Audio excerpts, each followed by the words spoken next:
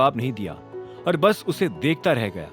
उसे महसूस हुआ कि इस लड़की में इसकी मां शर्मिला ने ही इतना सारा जहर भर रखा था। अभिनव उस औरत की नादानी पर सिर हिलाते हुए शॉवर लेने चला गया। शॉवर लेके बाहर आते ही उसके पेट में चूहे दौड़ने लगे और वो बेचैन हो गया। उसे पता था कि अब बिना कुछ खाए वो ठीक से सो भी नहीं पाएगा, लेकिन वो अकेला रूम से बाहर भी नहीं जाना चाहता था, नहीं तो उसे फिर से शर्मिला का सामना करना पड़ता। इसीलिए अपनी भूख दबाते हुए अभिनव अपने फोन पर टाइम पास करने लगा, जहां पर उसे एक ऐसी एप्लीकेशन दिखी जो पहले उसके फोन में नहीं थी।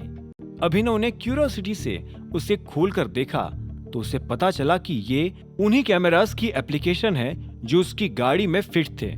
उस एप्लीकेशन को खोलते ही उसके सामने वो सारी वीडियोस आ गई जो गाड़ी की उन कैमरास ने अब तक रिकॉर्ड की थी। अभिनव तुरंत ही उन वीडियोस को चेक करने लगा, जिसमें उसे वो वीडियो भी मिल गई जब देवेन के भेजे गुंडे उसे किडनैप करने आए थे। उन किडनैपर्स को पता भी नहीं था कि वो लोग गाड़ी को देखते हुए कैमरा में भी देख रहे हैं और इसीलिए उनके चेहरे भी साफ साफ रिकॉर्ड हो चुके थे। अभिनव को लगा कि उन लोगों को पकड़वा कर अगर वो उनसे देवेन के खिलाफ गवाही ले लेगा तो देवेन की मार्केट में रेपुटेशन पूरी तरह से खत्म हो जाएगी। अगले दिन अनन्या के पीछे पीछे बाहर निकलते ही अभिनव ने देखा कि शर्मिला उनके दरवाजे के बाहर एक्साइटेड सी खड़ी थी। जैसे ही शर्मिला ने अनन्या को देखा तो उसने कहा, happy birthday my princess. Sharmila की आवाज के बाद डाइनिंग टेबल पर बैठे बाकी लोगों की भी आवाज गूंज उठी, happy birthday Ananya. Thank you mom, thank you everyone, Ananya ने खुश होकर कहा। फिर एक नजर अभिनव की ओर डाली।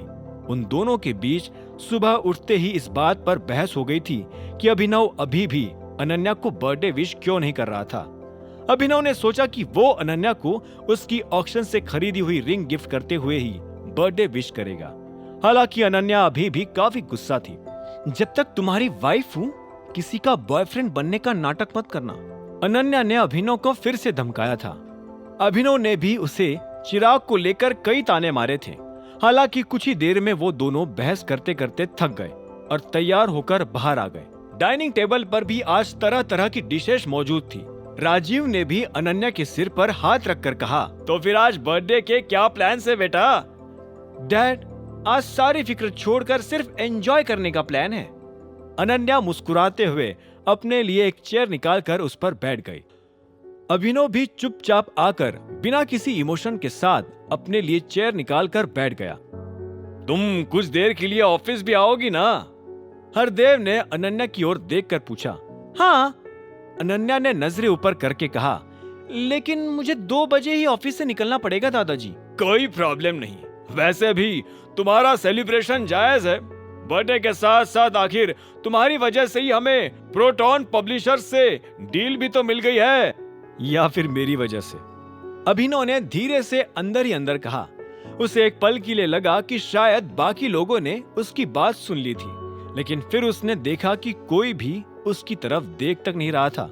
बस एक बात का ध्यान रखना, ये डील तुम्हारे ही हाथों में है और अब तुम सीईओ भी हो। इतनी ऊंची पोजीशन पर गलतियां करने और सुधारने की गुंजाइश भी कम हो जाती है, इसीलिए एक एक डिसीजन सोच समझ कर ही लेना। हरदेव की बात पर अनन्या ने सिर हिलाते हुए कॉन्फिडेंटली कहा, डोंट वरी दादाजी, मैं आपको या कंपनी के बाकी लोगों को शिकायत का मौका नहीं दूंगी। अनन्या का कॉन्फिडेंस देखकर हरदेव ने भी फीकी मुस्कान के साथ अपना सिर हिलाया और फिर जेब में से 2 टिकट्स निकाले। ये मेरी तरफ से छोटा सा गिफ्ट, सिनेमा हॉल के 2 टिकट्स। आज दोपहर का शो है, अभिनव तुम्हें लेकर चला जाएगा। अपना नाम सुनते ही अभिनव ने हैरान होकर हरदेव की ओर देखा। उसे लगा नहीं था कि हरदेव ऐसा भी कुछ कर सकता है। दूसरी ओर शर्मिला के चेहरे पर चिढ़ नजर आई और वो बोली, पर पापा जी, अनन्या के तो पहले से ही चिराग के साथ बाहर जाने के प्लान से आज। अनन्या ने भी शर्मिला की ओर देखकर उसकी बात को बढ़ावा दिया। जी दादाजी, आज तो मैं चिराग के साथ बाहर जा रही हूँ। दोनों माँ बेटी की बातें सुनकर हरदेव बीच में ही बोल पड़े, एक सेकेंड, चिराग क्यों तुम्हें बाहर लेकर जा रहा है, अभिनव क्यों नहीं?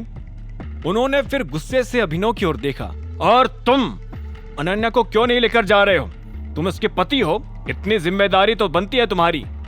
हरदेव ने अपनी भारी सी आवाज में अभिनव को घूरते हुए कहा। यह सुनते ही अभिनव घबरा गया और अनन्या की तरफ देखने लगा। दोनों के पास इस बात का कोई जवाब नहीं था। हरदेव ने अनन्या के बने बनाए प्लान पर पानी फेरने का मन बना लिया था।